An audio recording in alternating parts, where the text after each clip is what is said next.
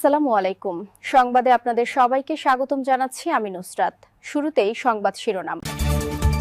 গাজা থেকে সব সেনা সরাবে না ইসরায়েল, বানাবে সামরিক ঘাঁটি। ড্রোন, মিসাইল দিয়ে ইউক্রেনে বড় আকারের হামলা করল রাশিয়া। ভেনেজুয়েলায় নতুন আইন পাশ, মার্কিন অবরোধ সমর্থনকারীদের জন্য কঠোর শাস্তির বিধান।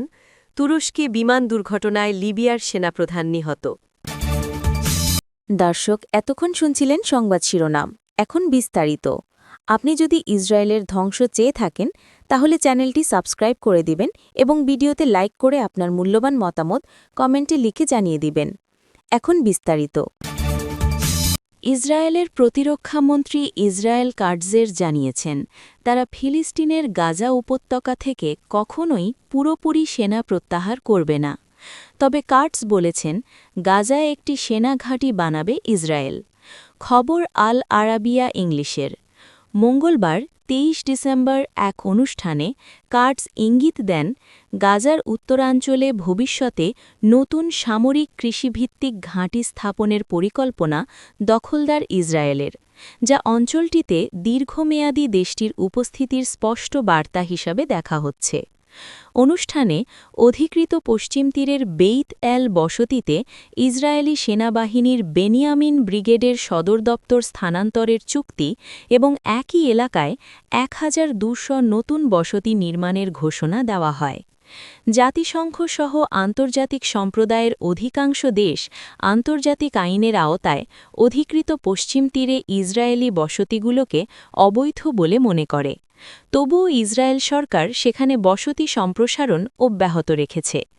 দেশটির প্রতিরক্ষামন্ত্রী বলেন, আমরা সঠিকভাবে সঠিক সময়ে এগোচ্ছি। কেউ কেউ প্রতিবাদ করছে, কিন্তু সিদ্ধান্ত নেওয়ার ক্ষমতা আমাদের হাতেই। এই সরকার সম্পৃক্ততা এবং নিয়ন্ত্রণে বিশ্বাস করে। যদি সার্বভৌমত্ব প্রয়োগ সম্ভব হয়, আমরা তা প্রয়োগ করব। আমরা এখন কার্যকর সার্বভৌমত্বের একটি পর্যায়ে রয়েছি। ৭ অক্টোবরের ভয়াবহ ঘটনার পর ইসরায়েল যে শক্ত অবস্থান নিয়েছে, তার ফলে এমন সুযোগ তৈরি হয়েছে যা দীর্ঘদিন ছিল না। বিশ্লেষকদের মতে, গাজা থেকে স্থায়ীভাবে সেনা প্রত্যাহার না করার ঘোষণা এবং নতুন সামরিক কৃষিঘাঁটির পরিকল্পনা মধ্যপ্রাচ্যে উত্তেজনা আরও বাড়াতে পারে। একই সঙ্গে এটি ভবিষ্যতে ফিলিস্তিনি রাষ্ট্র প্রতিষ্ঠার সম্ভাবনাকে আরও জটিল করে তুলতে পারে বলে আশঙ্কা করা হচ্ছে। গত ১০ অক্টোবর থেকে ইসরায়েল ও হামাসের মধ্যে একটি নড়বড়ে যুদ্ধবিরতি কার্যকর রয়েছে, তবে উভয় পক্ষই নিয়মিত একে অপরের বিরুদ্ধে যুদ্ধবিরতি লঙ্ঘনের অভিযোগ তুলছে। ২০২৩ সালের ৭ অক্টোবর হামাসের ইসরায়েল অভিযানের পর গাজায় পূর্ণ মাত্রার সামরিক অভিযান শুরু করে ইসরায়েল। গাজার স্বাস্থ্য মন্ত্রণালয়ের তথ্য অনুযায়ী এই যুদ্ধে এখন পর্যন্ত ৭০,০০০-এর বেশি ফিলিস্তিনি নিহত হয়েছেন।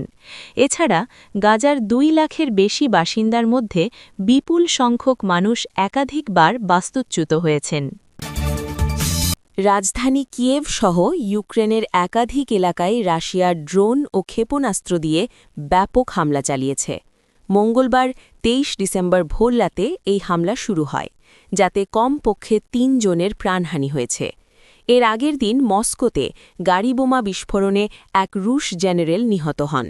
সেই ঘটনার পরদিনই ইউক্রেনে বড় ধরনের সামরিক অভিযান চালায় রাশিয়া। রাশিয়ার প্রতিরক্ষা মন্ত্রণালয় জানিয়েছে, ইউক্রেনের জ্বালানি অবকাঠামো লক্ষ্য করে কিনজাল ক্ষেপণাস্ত্র ব্যবহার করা হয়েছে।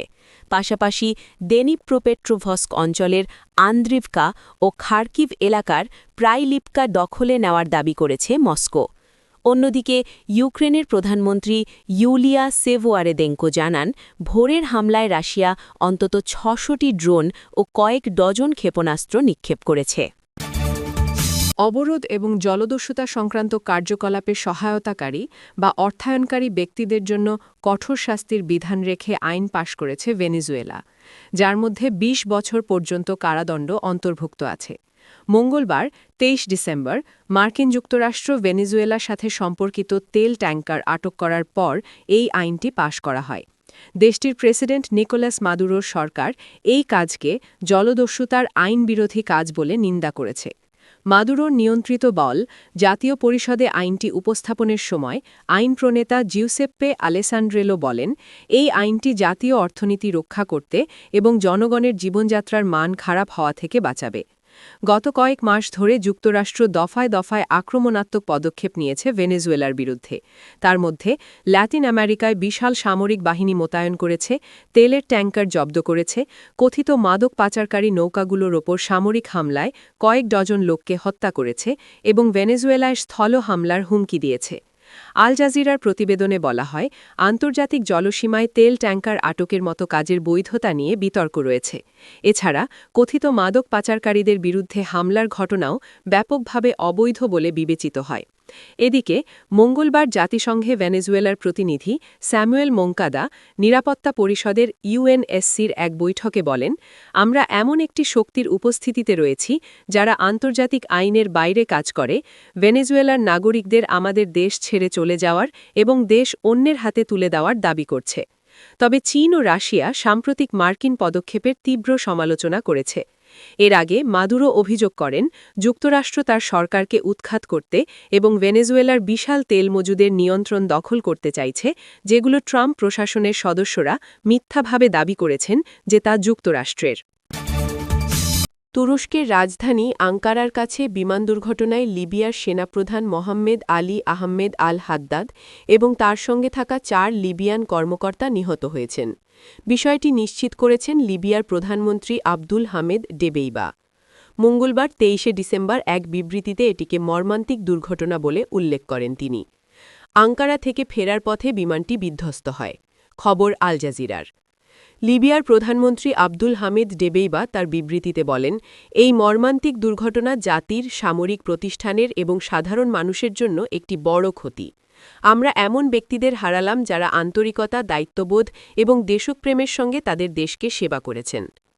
দুর্ঘটনায় নিহত অন্যরা ground forces chief of staff Al Fitouri Gharibil, military manufacturing অথরিটির পরিচালক মাহমুদ আল কাতাউই, আল হাদ্দাদের উপদেষ্টা মোহাম্মদ আল আসাউই দিয়াব এবং military photographer Mohammed Omar Ahmed Mahjoub. Al Jazeera তাদের এক প্রতিবেদনে এক তুর্কি কর্মকর্তার বরাত দিয়ে উল্লেখ করেছে, ওই দুর্ঘটনায় 3 জন ক্রু মেম্বারও নিহত হয়েছেন। বিধ্বস্ত হওয়ার আগে বৈদ্যুতিক ত্রুটির সমস্যা দেখা দিলে বিমানটি থেকে জরুরি অবতরণের জন্য আবেদন করা হয়েছিল, তবে তারা আর নিরাপদে ফিরতে পারেননি। প্রেসিডেন্সির কমিউনিকেশন ডিরেক্টরেটের প্রধান বুরহানেত্তিন দুরান সামাজিক মাধ্যমে নিশ্চিত করেছেন, লিবিয়ার সেনাপ্রধান মোহাম্মেদ আল হাদ্দাদ তার 4 জন সহযোগী এবং 3 ক্রু সদস্য নিয়ে উড্ডয়ন করেছিল প্রাইভেট জেট বিমানটি। কিছুক্ষণের মধ্যেই বৈদ্যুতিক ত্রুটি দেখা দিলে তারা বিমান নিয়ন্ত্রণ কেন্দ্রকে অবহিত করে জরুরি অবতরণের অনুমতি চেয়েছিল। তুরস্কের আভ্যন্তরীণ মন্ত্রী আলী ইয়েরলিকায়া জানান, বিমানটি লিবিয়ার রাজধানী ত্রিপোলির উদ্দেশ্যে আঙ্কারা থেকে উড়ার পর 2 কিলোমিটার দূরে কেসিককাফা গ্রাম সংলগ্ন হাইমানা অঞ্চলে বিধ্বস্ত হয়। আল জাজিরাকে তুরস্কের একজন কর্মকর্তা জানিয়েছেন, বিমান বিধ্বস্তের ঘটনায় তদন্ত চলছে। প্রাথমিক তদন্তের প্রযুক্তিগত ত্রুটি ধরা পড়েছে। সন্ত্রাস বা কোনো আক্রমণের আলামত এখনও পর্যন্ত মেলেনি। তুর্কি সমকক্ষ এবং অন্যান্য সামরিক কমান্ডারদের সঙ্গে বৈঠক করতে আঙ্কারায় এই সফরে এসেছিলেন আল হাদ্দাদ ও তার সঙ্গীরা। তারা যে প্রাইভেট জেটে করে তুরস্ক সফরে আসেন সেটি লিবিয়ার। আপনি যদি আমাদের চ্যানেলে নতুন হয়ে থাকেন তাহলে চ্যানেলটি সাবস্ক্রাইব করে দিন।